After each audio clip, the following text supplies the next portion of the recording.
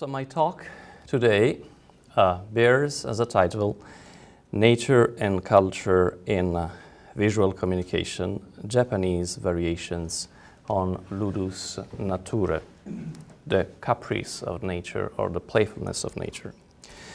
Visual communication can be defined in different ways. An effective one is through opposition with signification. Whereas visual signification can be unintentional, there is no communication without intentionality. A sunset signifies something, whereas a painting signifies something but also communicates, because culture marks it as a product of communicative intentionality. However, imputation of intentionality changes across cultures and epochs. Whereas religion may see sunset as divine message, secular observers will attach to it an unintentional meaning of nostalgia. A strong model of communicative intentionality predominates in Western visual history. There is visual communication if and only if human intentionality plans to communicate with a spectator through a visual artifact. Yet, this strong model includes exceptions of different kinds. Akeiropoietai images, that is, images that are believed not to have been made by human hand, like the Holy Shroud in Turin, my city. Natural images, casual images, and pareidolia. On the definition of pareidolia, I will say something later. In these cases, an image that does not properly result from human intentionality is conceived nonetheless as visual communication. Hence, attribution of intentionality implies the anthropomorphization of various non-human agents, respectively transcendence, nature, chance, an imagery, and non-identified agent. Agency in visual communication is a key theme for art theory, visual anthropology, and visual semiotics. Scholars have long questioned how human beings single out images, how they attribute meaning to them, how they consider them as message from another intentionality, how images signify and communicate beyond their creator's intentionality, and how their perception leads to pragmatic effects in the world. Neurophysiological and cognitive research suggests that human beings are hardwired to recognize meaningful visual patterns in reality and to believe that they result from intentional agency. The exceptions listed above, and especially pareidolia, confirm this view. Neurophysiology so compels human beings to recognize communicative images that they sometimes identify them, although these images do not result from any intentionality.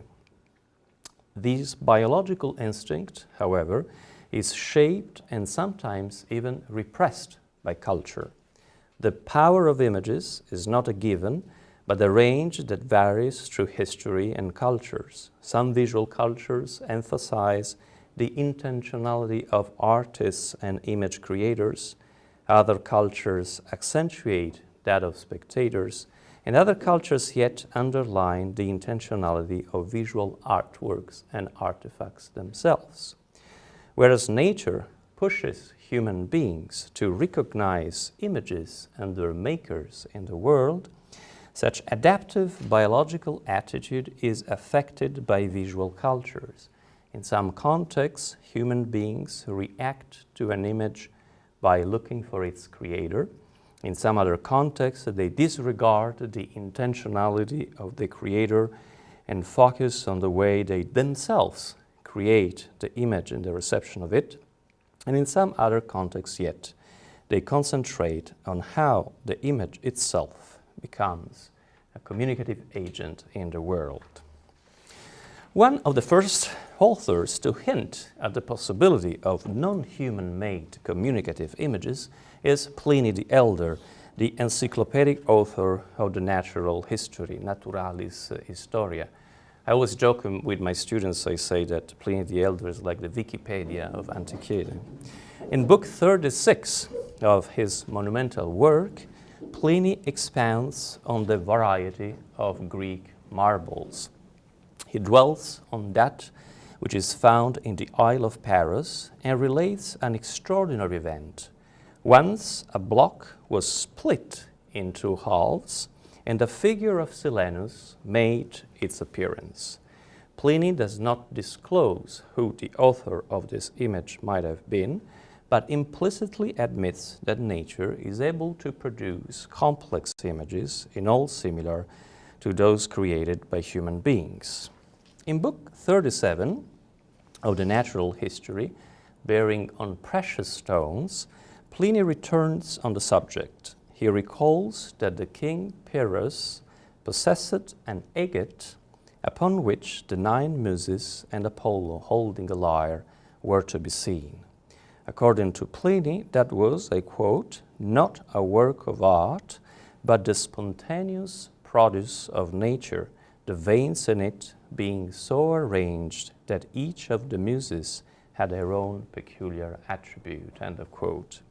Again, the encyclopedic author suggests that complex visual representations spontaneously emerge in nature as though nature had the same creative capacity of a sculptor or a painter.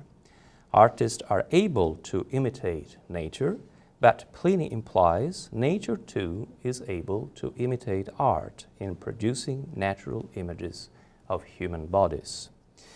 The tradition of recognizing meaningful visual patterns in minerals is long.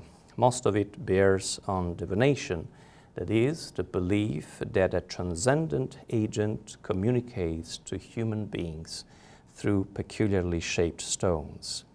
The tradition often goes under the name of talismanic sculpture, as the French theologian and Christian Kabbalist Jacques Gaffarel denominated in his 1629 treatise in order to defend it from the Orientalist accusations of French rationalists.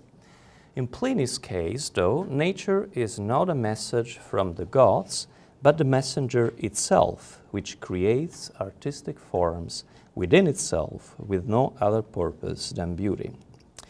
The latter is a cross-cultural tradition witnessing to the cognitive mechanisms of visual pattern recognition. Italian decorative stones include the so-called paesine, in English ruin marbles. They are extracted almost exclusively in the province of Florence. Their particular morphological and chromatic configuration seems to represent natural or urban landscapes. Figure 1 reproduces a paesina found on the Tuscan Apennine mountain, which gives the impression of depicting an arid mountainous landscape like a U.S. canyon. When human beings see this image, it is virtually impossible for them not to recognize a landscape in it, as if the mountain had produced a self-portrait of itself in one of its stones.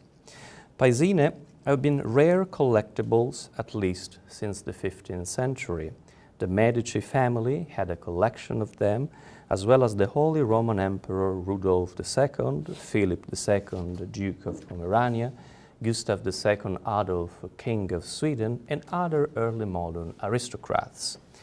Paesine inspired not only collectors but also artists. The 17th century Dutch painter Mathieu Dubus executed a view of Sodom and Gomorrah, currently in a private collection at The Hague, simulating a paesina in the background.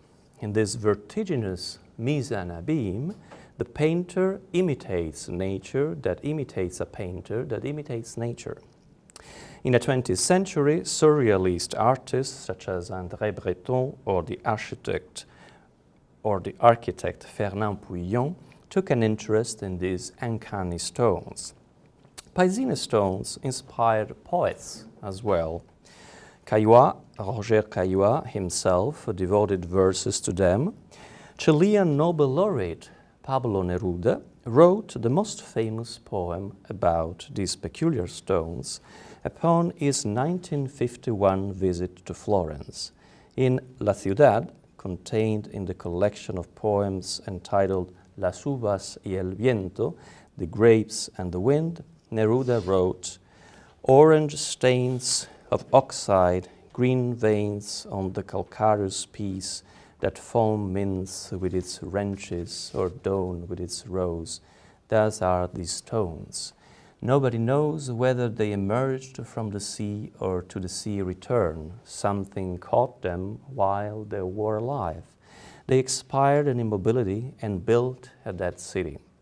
A city without cries, without kitchens, a solemn enclosure of purity, pure forms fallen in a disorder without resurrection, in a multitude that lost its gaze, in a grey monastery condemned to the naked truth of its gods." As a consequence of the cognitive instinct that pushes human beings to identify intentional iconic messages in chaotic visual environments, stones encourage fantasy cross-culturally. In no culture, this instinct has given rise to more refined reverie than in the Japanese one.